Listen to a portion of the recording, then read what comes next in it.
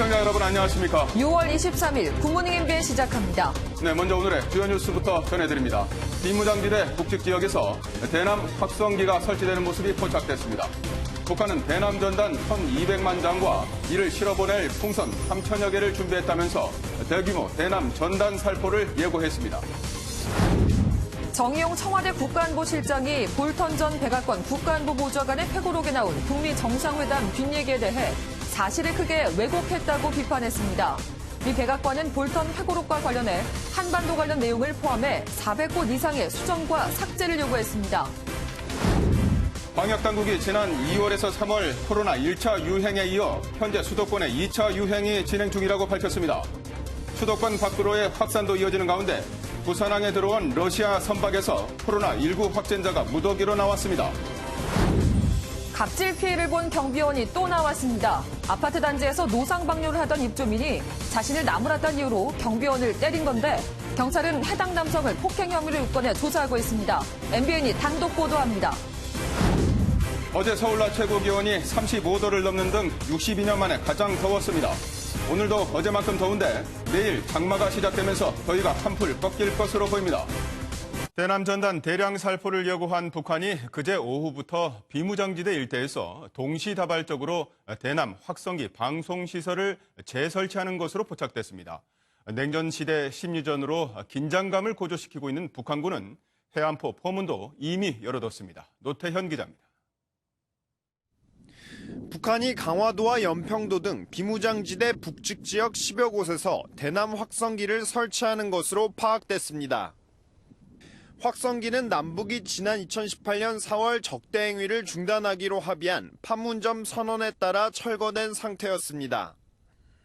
북한은 당시 첫 합의 이행 사례로 최전방 40여 곳의 확성기를 철거했었는데 최근 남북 관계가 나빠지면서 2년여 만에 재설치한 겁니다. 대남 전단 살포 예고에 이어 확성기 재설치에 나서면서 사실상 판문점 선언 파기 순서에 돌입한 것으로 풀이됩니다. 우리 측도 북한의 심리전 확대 조짐을 예의주시하며 대북 확성기 재설치 방안도 고심 중인 것으로 알려졌습니다. 북한과 마주한 연평도에서는 어제도 북한군의 해안포 개방 모습이 포착됐습니다. 포문이 개방된 건 지난 19일 처음으로 확인됐는데 이후 안개 등으로 시야가 좋지 않아 개방 여부가 확인되지 않다가 어제 다시 확인된 겁니다. 다만 해안포를 열어둔 것 외에 별다른 움직임은 관측되지 않았습니다. 군 당국은 개방된 포문 동향을 면밀히 관찰하면서 24시간 경계태세를 유지하고 있습니다. MBN 뉴스 노태현입니다. 대전의 방문 판매업소를 연결고리로 한 지역 감염이 확산하고 있습니다. 방역당국은 방문 판매업소 사무실 등에서 발견된 암호화폐 관련 자료에 주목하며 집단 감염 연관성을 조사하고 있습니다. 김지영 기자입니다. 대전의 방문 판매업소와 관련돼 확진 판정을 받은 사람은 전국적으로 53명입니다. 연쇄 감염이 시작된 곳은 대전의 한 다단계 판매업체인데 해당 업체 사무실에서 암호화폐 관련 서류가 대거 발견되면서 방역당국이 이를 토대로 역학조사에 나섰습니다. 감염 경로가 오리무중인 가운데 대전발 집단 감염 연결고리 가운데 하나로 암호화폐 관련을 의심하는 겁니다. 지난 15일 대전을 중심으로 확산한 코로나19 연쇄 감염은 이제 수도권과 충남을 넘어 전주, 광주 등으로 이어지고 있습니다. 광주에선 22일 만에 처음으로 확진자가 나오면서 유치원과 초중고 39곳이 오늘까지 등교를 중단했습니다. 대전 다단계 업체발 감염 확산으로 수도권 밖 코로나19 2차 대유행 우려가 커지고 있습니다. MBN 뉴스 김지영입니다. 부산 감천항에 입항한 러시아 국적 화물선 선원 16명이 코로나19 확진 판정을 받았습니다. 하역 작업을 위해 이 화물선에 올랐던 부산 항운노조원과 선박수리공 등 160명 이상이 접촉자로 분류돼 격리에 들어갔습니다. 김현 기자입니다. 그제 하역 작업을 위해 부산항에 들어온 러시아 국적 냉동 화물선에서 코로나19 확진자가 무더기로 나왔습니다. 러시아인 선장을 포함해 선원 21명이 타고 있었는데 하선 전 이뤄진 진단검사에서 16명이 확진 판정을 받았습니다. 국내로 입항한 외국 선박 중 선원이 집단으로 확진된 것은 이번이 처음입니다. 최초 감염원은 전 선장으로 추정되는데 일주일 전 발열 증상이 나타나 러시아로 돌아갔고 현지에서 확진 판정을 받았습니다. 부산 항운노조 관계자는 선박수리공 등 160명가량이 접촉자로 분류돼 격리 중이라며 무더운 날씨 때문에 일부 작업자들이 마스크를 착용하지 않았다고 전했습니다. 밀접 접촉자 55명은 먼저 검사를 받고 나머지도 내일까지 주거지 보건소에서 검사를 받을 예정입니다. 부산 항운노조 집행부는 비상대책반을 꾸리고 노조원 확진과 항만 가동 중단에 대비한 대책을 강구 중입니다. MBN 뉴스 김현입니다. 미국 10개 주의 최근 일주일간 하루 평균 신규 확진자 수가 코로나19 사태 이후 최고치를 기록했다는 조사 결과가 나왔습니다. 전문가들은 느슨한 사회적 거리두기와 마스크 착용 미비 등 시민의식 부재를 원인으로 지적했습니다. 신재우 기자입니다. 해변은 물론 거리에서도 시민들이 사회적 거리두기 없이 삼삼오오 몰려 있습니다. CNN 분석 결과 캘리포니아와 텍사스 등 10개 주의 최근 7일간 주별 하루 평균 신규 환자 수가 코로나19 사태 이후 최고치를 기록한 것으로 나타났습니다.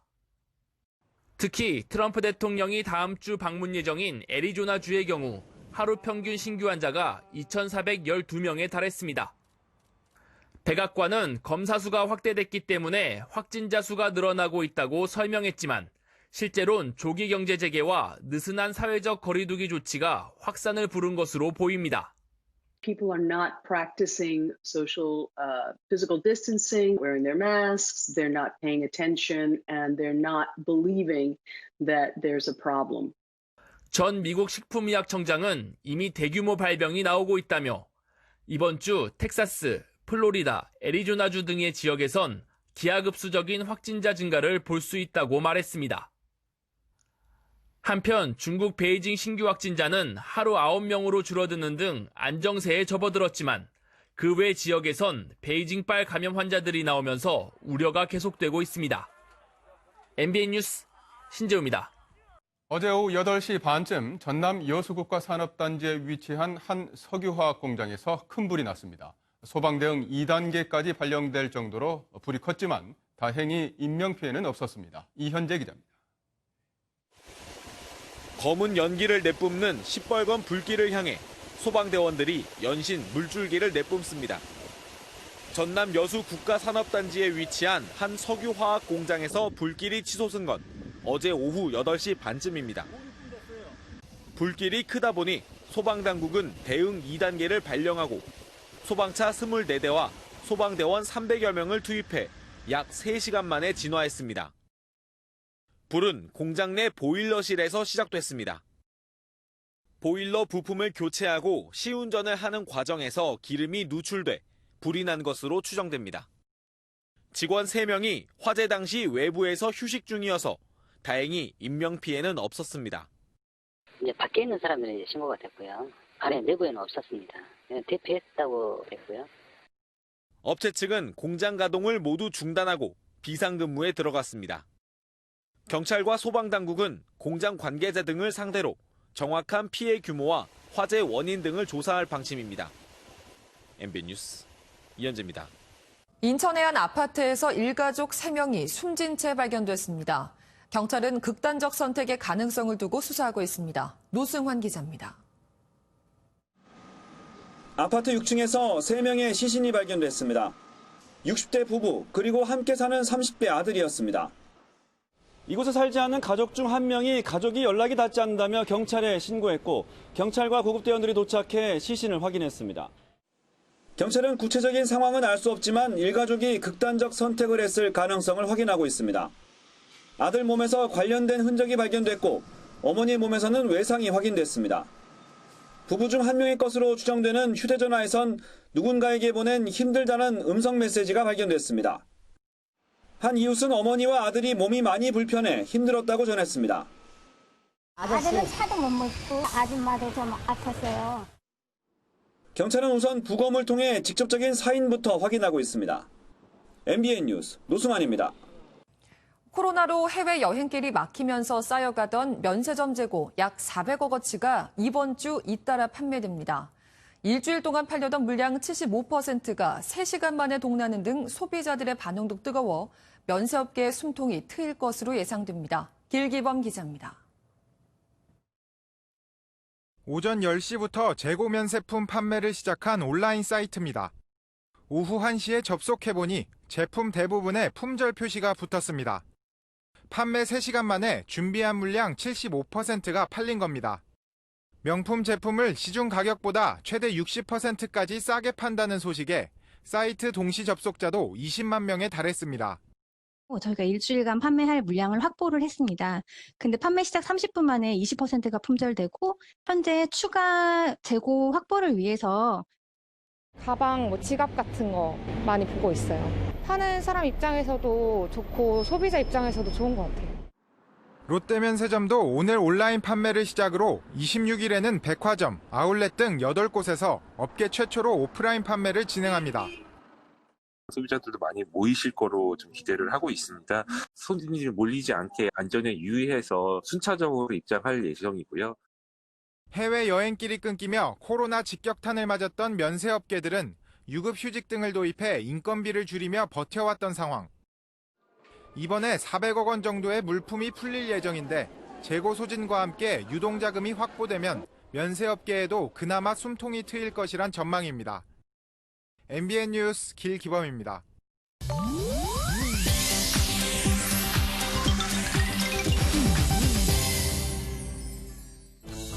인터넷에선 어떤 소식들이 화제일까요? 인터넷 와그라글입니다. 현지 시간 21일 음악축제로 들썩이던 프랑스는 코로나19를 잊은 듯 했습니다.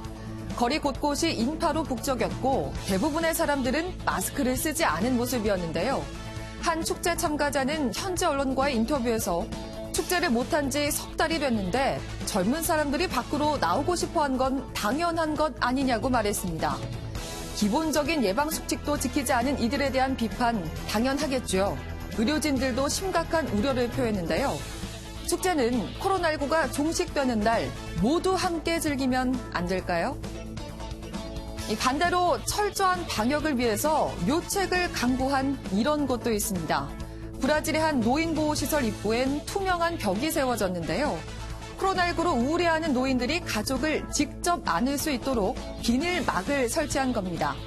비닐막엔 구멍을 뚫어서 팔을 넣을 수 있도록 만들었는데 역시 비닐 커버를 달아서 서로 접촉하지 않도록 했습니다. 한 외신은 이를 포옹터널이라고 표현했는데요. 직접 닿을 수는 없어도 서로의 체온을 온전히 느낄 수 있는 이곳. 그 어떤 터널도 이보다 훈훈하진 않을 것 같습니다. 석 달여 만에 재개한 도널드 트럼프 미국 대통령의 선거 유세가 흥행에 실패했다는 소식 전해드렸죠. 유세장의 3분의 2가 텅 빌 정도였다고 하는데요. 그런데 이 흥행 참패의 원인으로 미국의 10대와 K-팝 팬들이 지목되고 있습니다. 이들이 유세 무료 입장권 수십만 장을 예약하고는 현장에 나타나지 않았다는 건데요. 즉 SNS를 통해 벌인 10대들과 K-팝 팬들의 이른바 노쇼 운동의 결과란 분석입니다. 유세 다음 날 포착된 트럼프 대통령의 모습도 화제인데요. 헝클어진 머리에 풀어헤친 넥타이, 여기에 침울한 표정으로 백악관으로 돌아가는 트럼프 대통령. 이런 모습은 처음이네요. 북아프리카 모로코에 우길기를 연상시키는 문양의 현대자동차 광고판이 내걸려 논란이 일고 있습니다. 실제 카사블랑카 거리에 세워진 광고판을 보면 자동차와 여성 뒤로 우길기의 햇살 디자인을 떠올리게 하는 배경이 담겨 있는데요. 모로코 주재 한국대사관에 따르면 현재 모로코엔 현대차 지점이 없고 현지 업체가 현대차 광고판을 만들고 있는 것으로 알려졌습니다. 현지 업체 측은 광고팀이 문의의 의미를 모르고 사용한 점을 사과한다며 조만간 광고판을 철거하겠다는 입장을 밝혔다네요. 인터넷 와그라글이었습니다. 오래전 공상과학 영화를 보면 하나부터 10까지 로봇이 도와주는 삶이 그려지곤 했는데요. 어쩌면 이제 정말 머지않은 이야기가 될 것 같습니다. 홍콩의 한 식당 주방. 프라이팬에서 노릇노릇 달걀볶음밥이 만들어지는 동안 요리사는 대체 어디 있는 걸까요? 이 스마트 주방은 음식을 3분 안에 조리할 수 있는 프라이팬과 재료를 다듬고 옮기는 로봇 팔 등으로 구성돼 있는데요. 완성된 요리 역시 귀여운 표정의 로봇 웨이터가 직접 전달합니다. 주문부터 조리와 포장, 배달까지 모두 자동화돼 고작 4명의 직원밖에 필요하지 않다는데요. 효율적인 데다 위생 문제도 해결해 줄 걸로 기대된다지만 일자리 문제는 더욱 심각해질지도 모르겠네요. 얼마 전 오랜 전통을 자랑하는 스페인의 참치잡이 현장 소개해드렸는데요. 코로나에 이어 이번엔 해초가 어부들의 골칫거리로 등장했다고 합니다. 스페인 남부의 카디즈 해변이 해초로 뒤덮였습니다. 빠른 속도로 번식하는 이 해초는 어부들에게 또 다른 방해꾼이 되고 있다는데요. 참다랑어가 인근 바다를 지나가는 3월과 6월 사이 어부들은 이곳에 그물을 고정해 놓습니다. 하지만 묵직한 그물을 끌어올려 보면 참치가 아닌 해초만 잔뜩 달라붙어 있을 뿐입니다. 이 해초는 아마 배에 달라붙은 채 일본에서부터 넘어온 걸로 추정된다는데요. 3,000년을 이어오던 그물잡이 전통까지 위협하고 있다네요. 그런가 하면 문을 연 지 올해로 260년이나 된 아주 유서 깊은 장난감 가게가 하나 있습니다. 그동안 많은 사랑을 받아온 곳이지만 요즘 고민이 하나 생겼다고 하네요. 폐쇄 조치 해제 후 다시 문을 연 영국의 한 장난감 가게. 비눗방울 등 각종 볼거리로 고객을 유인해보지만 과거의 영광을 기대하긴 어려워 보입니다. 1, 2차 세계대전 때조차 직원들이 안전용 헬멧을 쓰고 문을 열었던 이곳이 올해처럼 장기간 문을 닫은 건 전례 없는 일. 한방향 통행과 고객 수 제한 등 나름의 생존 전략을 찾고 있지만 이젠 온라인 판매로 눈을 돌릴 필요가 있다네요. 어제는 서울의 낮 기온이 35.4도까지 치솟으면서 6월 기온으로는 62년 만에 가장 더웠죠. 오늘은 어제만큼은 아닌데요. 더위는 계속됩니다. 중부와 전북, 경북 내륙에 폭염주의보가 이어지는 가운데 오늘 서울의 낮 기온 32도, 춘천 33도, 세종은 31도까지 오르겠습니다. 대구와 전주는 어제보다 기온이 살짝 높겠습니다. 이번 폭염은 내일부터 금요일 사이 전국에 장맛비가 내리면서 누그러들 것으로 보이는데요. 내일 서울의 낮 기온이 무려 24도까지 떨어지겠습니다. 특히 이번 비 영동 북부와 제주의 많게는 120mm 이상 쏟아질 것으로 예보되어 있는데요. 오늘까지는 더위 대비, 내일부터는 장마에 대한 대비가 필요하겠습니다. 위성경상입니다. 지금 남부 내륙에서는 안개가 끼면서 시야가 답답한 상황이고요. 그 밖의 지역에서는 구름만 많은데요. 오후에 서쪽 지방부터 흐려지겠습니다. 오늘 공기의 질은 무난하겠지만 오전에 경기 남부와 충청, 전북에서는 일시 공기가 탁하겠습니다. 이 시각 기온 어제보다 조금 높게 출발하고 있습니다. 한낮에는 서울 32도, 강릉 28도, 안동은 32도까지 올라 여전히 덥겠습니다. 내일부터는 전국이 장마철로 접어들겠습니다. 비는 모레 대부분 그치겠지만 중부와 전북, 경북은 금요일까지도 이어지겠습니다. 이후에도 정체전선이 오르내리면서 당분간 비 소식이 잦을 전망입니다. 날씨였습니다.